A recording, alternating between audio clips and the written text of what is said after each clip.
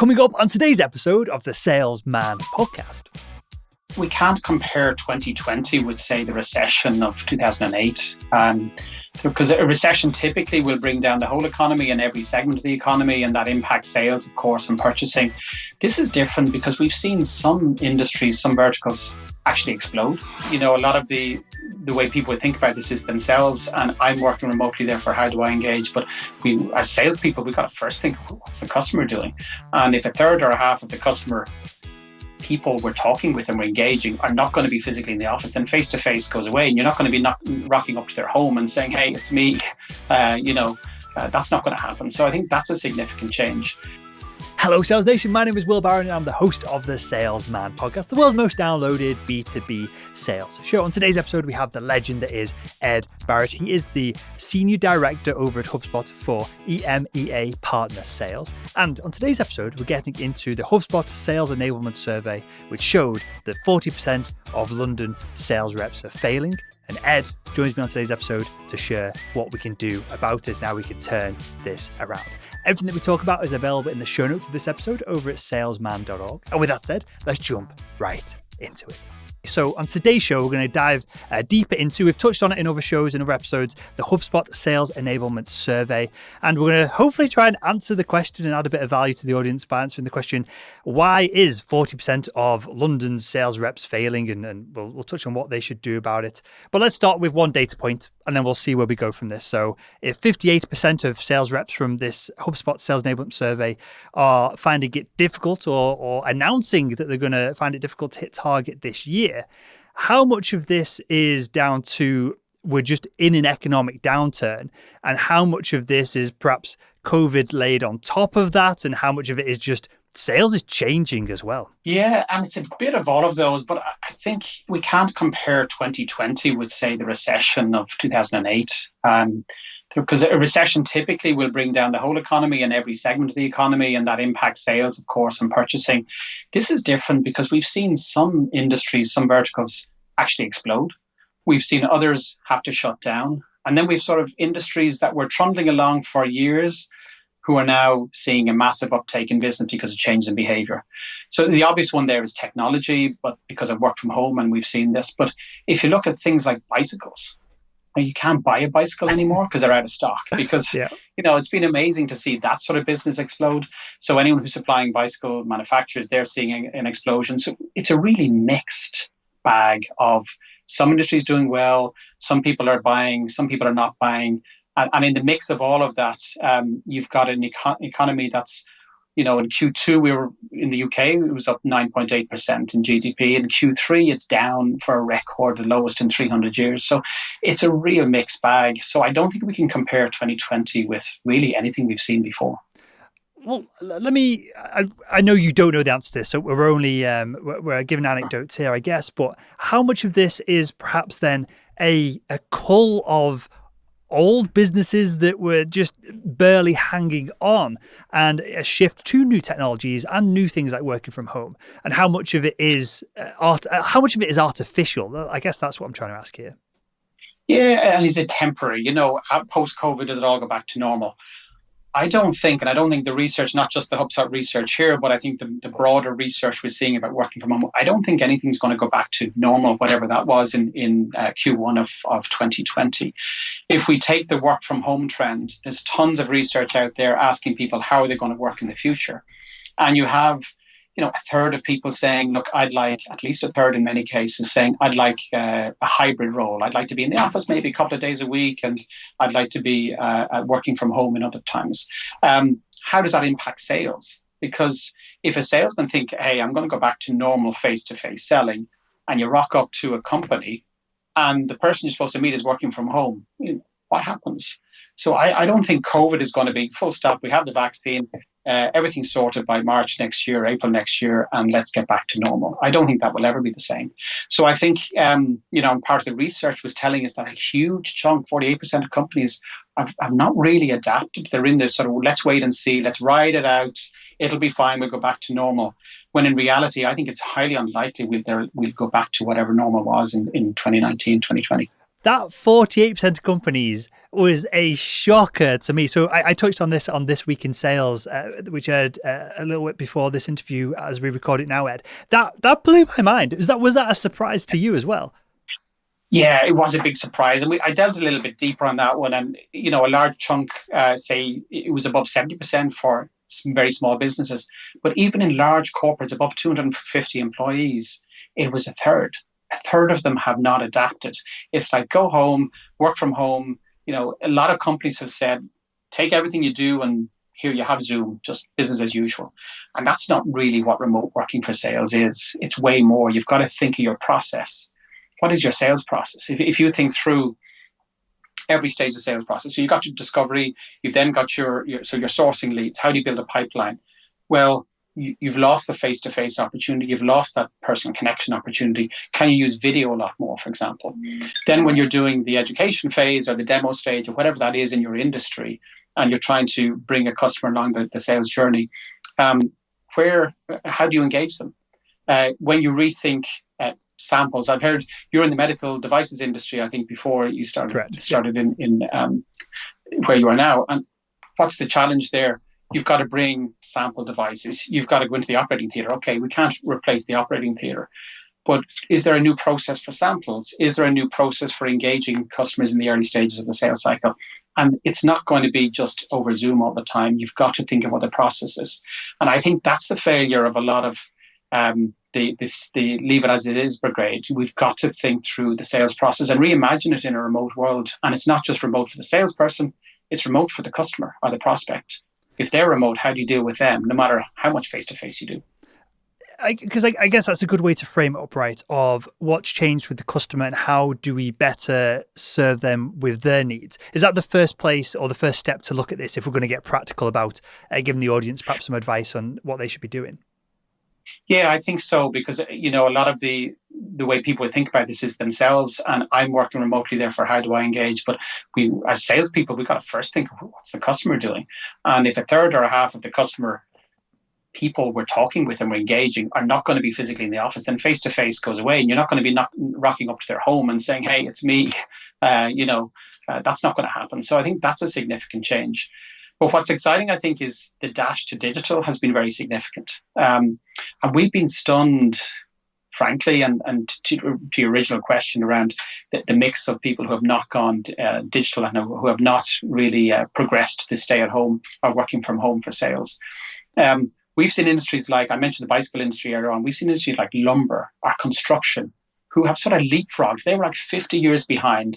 They're now right up there in terms of leveraging technology, having proper CRM systems, having proper communication messaging systems, having everything at their fingertips. A lot of them moving to cloud applications and collaboration that they hadn't really done before in a technology environment, and they're using that now.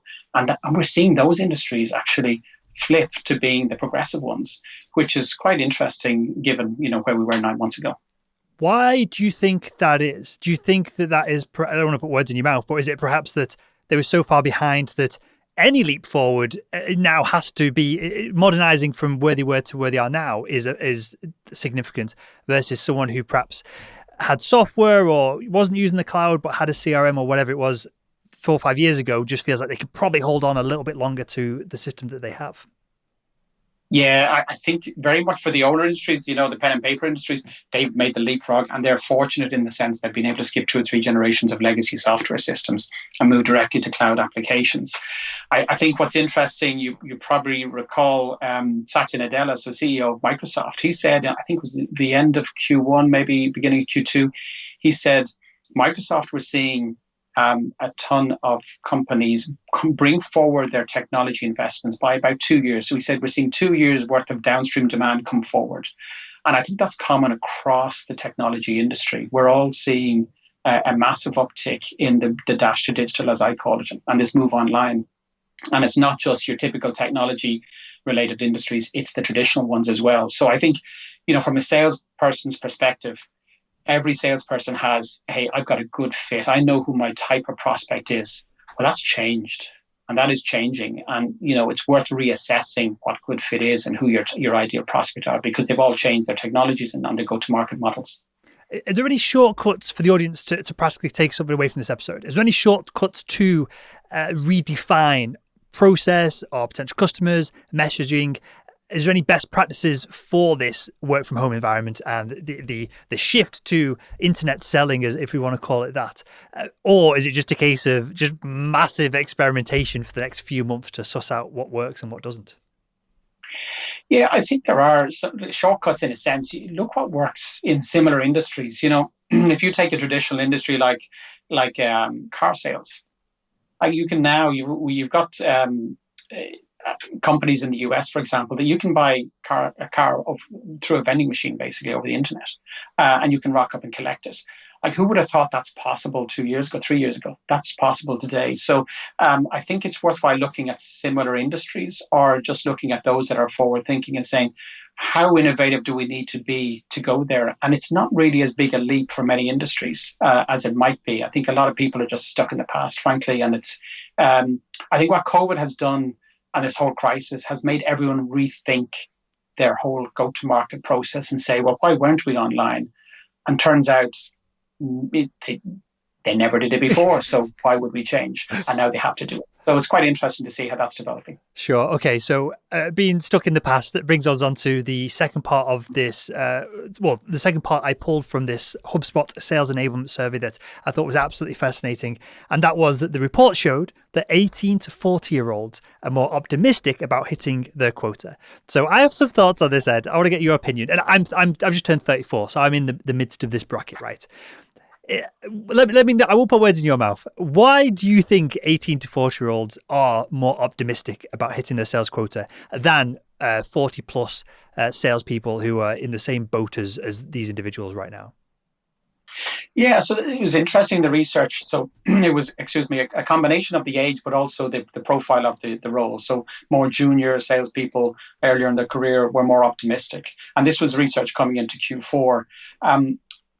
My expectation is that you've got a younger generation who may be slightly more biased or a little bit more used to sort of online selling and engaging in the more technology-related tools that they've got to use. But I think that's more of an attitude, especially when you're my age. You've got to say age is an attitude, and you've got to say, that's really down to individuals and their own preferences. I think the seniority of the role is interesting. I think there's probably a bunch of salespeople who are seeing a good Q4 come in. You still have budgets out there. If companies have gotten through the worst, and hopefully the worst of COVID now, they're in a place where they're now thinking of 2021. Q4 traditionally is a good selling quarter, so you've got the salespeople on the ground who are looking at how can they maximize sales. I think the worrying piece overall was if the sales management generally are more conservative, and if the sales operations people are more conservative, and those with more experience are more conservative, is there a signal there?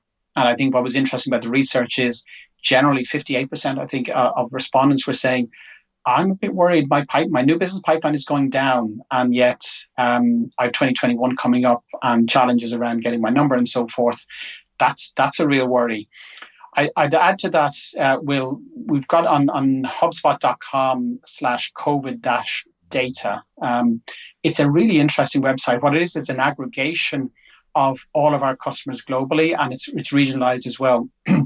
So if you look at EMEA, we're seeing since about the end of August an uptick, and we've a higher level of deal creation in EMEA than we had a year ago across that customer base. So that's aggregated anonymous data. But what it's telling us is generally in EMEA things are going well. And if the UK sales population is saying, hey, it's a little bit stickier for me, I'm a bit worried, my new business pipeline is going down, and yet deal creation is going up in the rest of Europe, that's a bit of a worry. And I think that's where people need to start rethinking what's actually happening in the marketplace, how they rethink their sales process.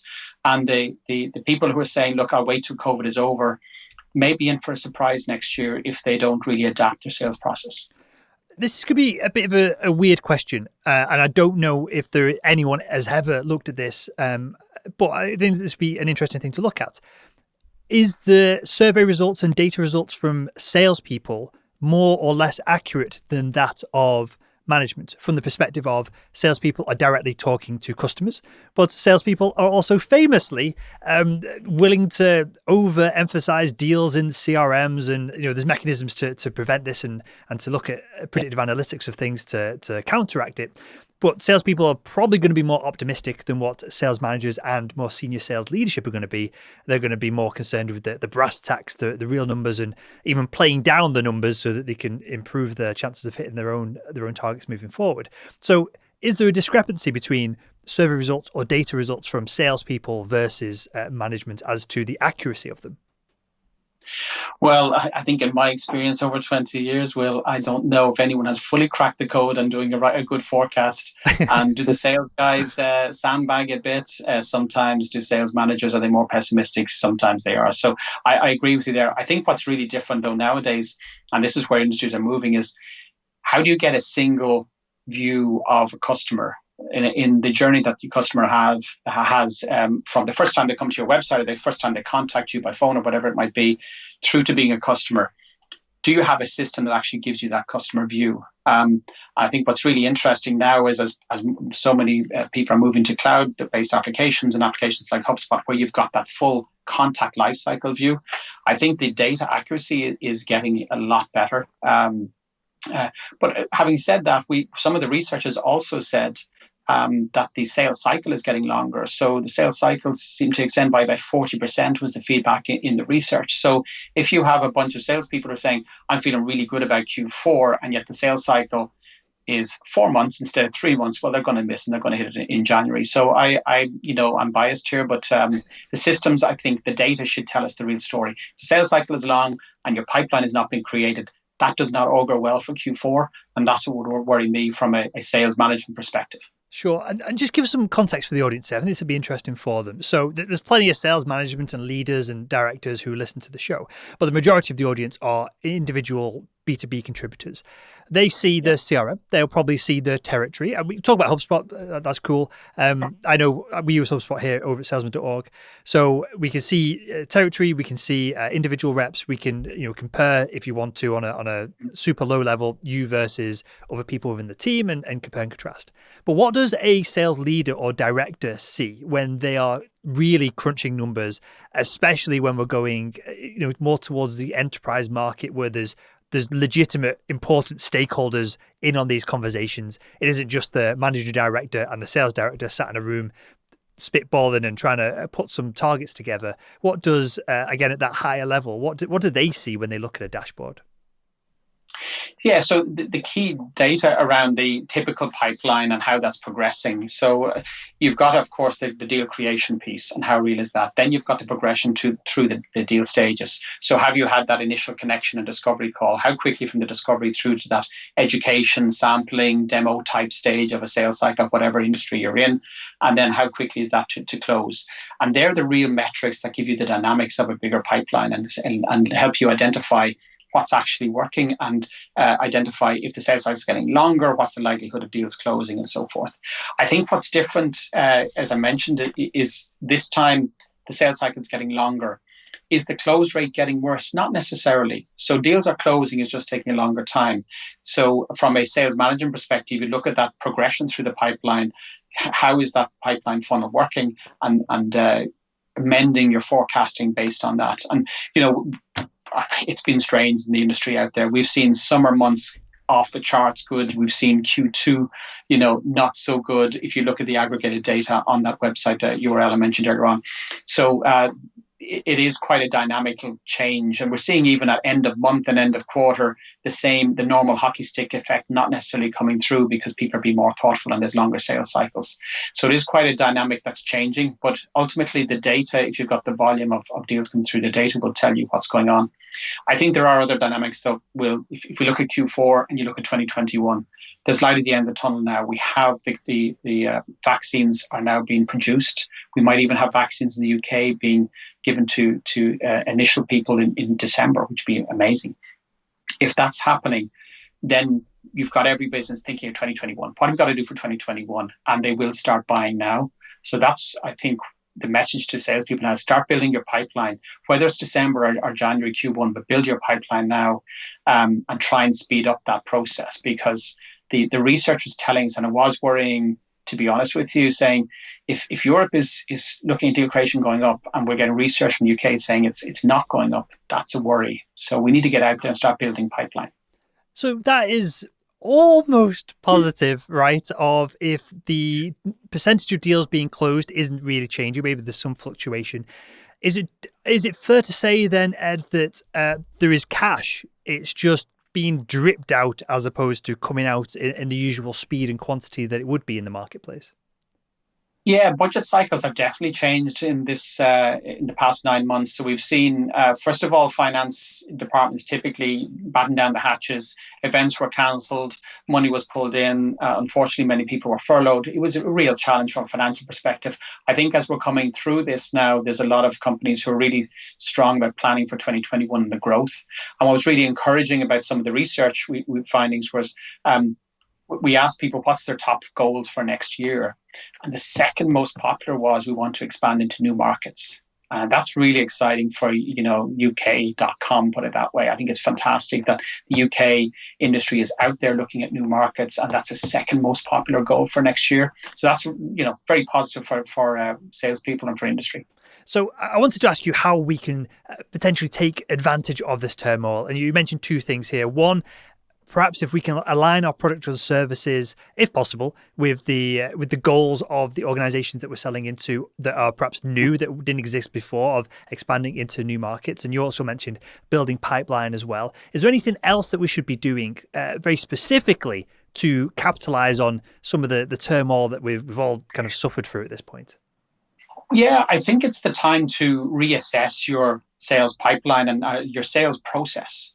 What are those real stages? And there's something, certainly in my career experience, we've done regularly. Go back to basics and say, is the sales process we have and the way we do selling and how we engage with customers, is that the same as it was 2 years ago? What's changed in our industry? Who are the challengers who are testing us? And I think now is the time to reassess how people do sales. And certainly they need to be really cognizant that there is going to be remote selling, but remote buying. And remote buying is different, and it's really important that from a sales perspective that we figure out how to sell to those remote buyers, because we are not going back to 2019 in most industries. Certainly not exactly the same way. We're going to have a lot of remote workers. Sure. So let's touch on this then. So other than the headlines, the obvious things of people don't have their office phone next to them, you're probably calling their mobile, and setting meetings may be a little bit more awkward because they've got to walk the dog, look after the kids, pick this person up from nursery and do X, Y, and Z. And they're probably doing the washing at lunchtime during the day, so they're less likely to get on a business call. Other than things like that, which we can all cope and deal with, and we can have empathy for the individual, the buyer that we're trying to sell to, and so we can appreciate some of those things. Is there anything else that I've missed that changes when people are buying from home? Yeah, and let me just touch on the empathy piece just before I go into some of the other technology in the process side. I think the empathy piece, we all got the emails, especially in the early months of the crisis, saying, I hope you and your family are well. Well, you don't know my family. Do you really care? I think we have to be authentic in that empathy and make sure that there's a genuineness about it that is believable and honest, to be honest with you. So I think that's a critical element. I think in the process itself, or in selling, there's lots of tools out there we should and could be using. So how do you message with customers? Is it still just email? What about other messaging applications? In some industries, WhatsApp is actually working, and that's becoming more prevalent. Can you believe it? So are there different ways of communicating? If you think people are working more flexibly and working from home, when's the right time? It used to be your power hours, and I love that episode you had on power hours. The power hours were, late morning and then early afternoon, and that was it.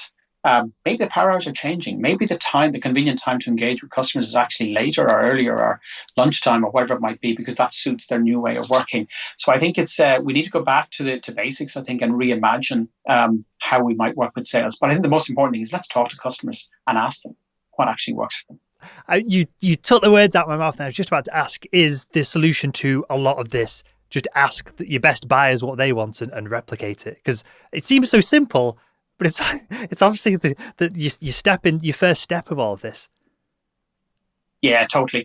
Look, if you think of how the decision-making process happens, and if you're in a mid-sized company where there's two or three decision makers, how are they going to do it remotely? How are they going to make that decision? What information do they need from you as a salesperson to help them make that decision when they're not sitting in a room together with other people? So certainly asking them what their buy process has changed, and maybe that's probably the most fundamental. We're talking about salespeople changing because salespeople are remote. We need to ask customers how their buy process is changing because they are working remotely. And if we understand that buying process, then we can adapt our sales process to suit that. So I'll put this carefully, but Ed, you're a bit of a hot shot over at HubSpot. You're an important person there, right? I'm sure you're humble enough not to jump on that and agree too quickly. But let me pose you this: if some of our audience are perhaps trying to get in touch with you, and you can share whether you're working from home or back and forth to the office and that in a second, but what would they have to do differently now versus 12 months ago to get perhaps they're selling a software, something along the lines of that? What would they have to do differently to get a deal done with you now? Yeah, it's interesting. I'm working from home. We closed our office in March and we haven't been open since. And we were very fortunate. We flicked a switch basically, and everyone was working remotely. And we have the tools, obviously, and the systems with HubSpot platform. I think for me, what's really interesting is that I get a lot of calls. I'm back to back on Zoom pretty much all day, so there's not really a great time to talk. I think messaging certainly some of the traditional ways works, but I think what we're going to see more of is these remote events. And some people have cracked the code and doing them well, and a lot of people haven't, let's be honest. But I think that the way is going to be some of this thought leadership at events, but also thought leadership in content. And ultimately, where do I find my content? It's all online. So if you're not online creating thought leading content, it's unlikely that you're going to get, access to somebody like me. So that opens a can of worms, and we won't dive too far into it because it's another 3-hour conversation for another time, Ed. Yeah. But how important for individual salespeople is thought leadership in a world where a lot of products are commoditized, in a world where cold emailing, cold calling is just, I don't care what anyone says, it's just less effective than it ever has been. And no one could cold call me because nobody knows what my number is. There's an ongoing challenge with the Sales Nation, the Salesman podcast audience. I'll give them $1,000 if they can cold call me. And no one, there's 6 years in, no one's managed to do it yet. So with all that said, how important is clearly HubSpot loves inbound as well, and in inbound marketing, how important is thought leadership to drive attention and inbound inquiries for salespeople? I think it's even more important now because we are remote and we're less accessible. That if you're not attracting people by creating content and educating them through value, then why would they bother contacting you back? And they're not going to. I got a call today, in fact, from a data company. Didn't know what they did, and I was literally at lunch, and I took the call mistakenly, and we had a very brief conversation. I still don't know what they do, and all I'm going to do is get the email with here's a link or two, but there's going to be nothing thought leadership in it. And I think ultimately, what we want to see is what's happening in our industry and what's happening in our business in the future, and how can, as a salesperson, how can you impact me and my business and my future revenues and my future effectiveness and efficiencies. And I think, therefore, it has to be content driven because everyone is online now. Even the bike manufacturer is online, but even the lumber company that I mentioned earlier on, they're online now, selling logs online. We've got to lead through online content. Yeah, I've just bought a load of MDF and I couldn't get it in my car, so I bought it online, and I bought it it wasn't from I don't know, over in Ireland and elsewhere, but in the UK, in England, there's B&Q, right, the biggest DIY place, right? Yeah. So I looked on there, and they didn't have the sizes I want, and so I went to a local lumberyard in Leeds here, and their website, and they just delivered it, and it was some guy called Jerry who came and dropped it off this morning. So if they can do it, right, as a small, medium-sized business, it's a relatively large business, but they're usually dealing with trade, and they've adapted to deal with individuals like myself, then we can all do it, can't we? Absolutely. And we've seen a ton of that, haven't we, across all sorts of industries. We're all online buying stuff we never bought online and getting delivered by people we never heard of. And it's fantastic because it's actually very good for business. Mm-hmm. But we've all got to adapt, and those that are not adapting are not realizing this is the future, not a temporary hold. They're going to suffer if they don't change. Cool. Okay, so I've got one final question for you, Ed, and I'm gonna pose it to you. So we've been covering the HubSpot Sales Enablement Survey. I'll link to that in the show notes of this episode over at salesman.org for anyone who wants to check it out. But let me pose you this: if you could just click your fingers and instantly have another survey of the same ilk, of the same design, just magically appear, what data would you like to learn about, or what data would you like to see in this magical survey? It's a great point. I think what we're looking at and trying to understand is what is this shift that's going on? Like, sales is changing, and you could argue that sales has been changing, towards online for 20 years, but this has been the real catalyst that's forced it to really, really happen. But I think in a sales environment where a lot of what we learn is from each other and a lot of the motivation we get is from each other in sales teams, what are the cultural impacts of being remote and not being beside each other in the office every day? What are the impact on sales teams and sales success and so forth? And certainly that's something we're looking at. HubSpot has literally written the book on culture within organizations, but we're specifically doing research in the UK now on culture in the UK sales industry to understand how that is shifting, and will it adapt to remote working, and how will it adapt, and what are going to be the gaps? So that, to me, I'm really excited to see how that's going to fare, and we'll have that very shortly, I think. On a side note of this, and we'll wrap up with this question, clearly there's a difference in culture between the UK, Europe, the US, Asia, and probably everywhere else, right? Whether it be local cultures or just even gestures and the way we meet and greet people, there's loads of layers to this. Do you feel like COVID, do you feel like working from home, do you feel like the fact that the whole world has been affected by one specific thing is going to drive culture to almost like assimilate across, if you're studying culture in the UK, if you did a comparison of culture in the US, do you think it would be the hedging towards the same location? Or do you think that there's always going to be these great boundaries between different sales cultures in different parts of the world? I think just by the nature of human culture, there's going to be remain differences between countries. I do think certainly we've seen, just anecdotally, if you look at Italy, which is very relationship driven, long decision making, very, very much to do with relationships, that country has been really impacted by COVID and has shifted significantly online. I think the flip side of that is in the UK selling and buying and commerce is leading globally. Period. Wow. And that's as much to do with buying as it is to selling, because buyers are faster decision makers. They're very analytical. They'll do their homework. They'll make decisions, and there won't be this big, long, protracted decision making process that you get in other countries and cultures.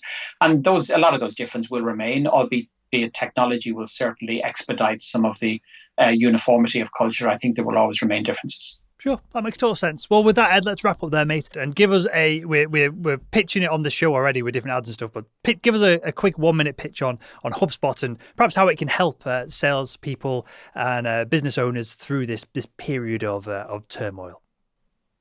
Sure. So HubSpot is a platform that basically manages the contact lifecycle of any engagement with your company as a salesperson. So it's a marketing automation website tool. It's also a CRM and a sales automation tool. It's also a customer service and ticketing tool, all wrapped up on one single database. So you don't have to plug different systems together.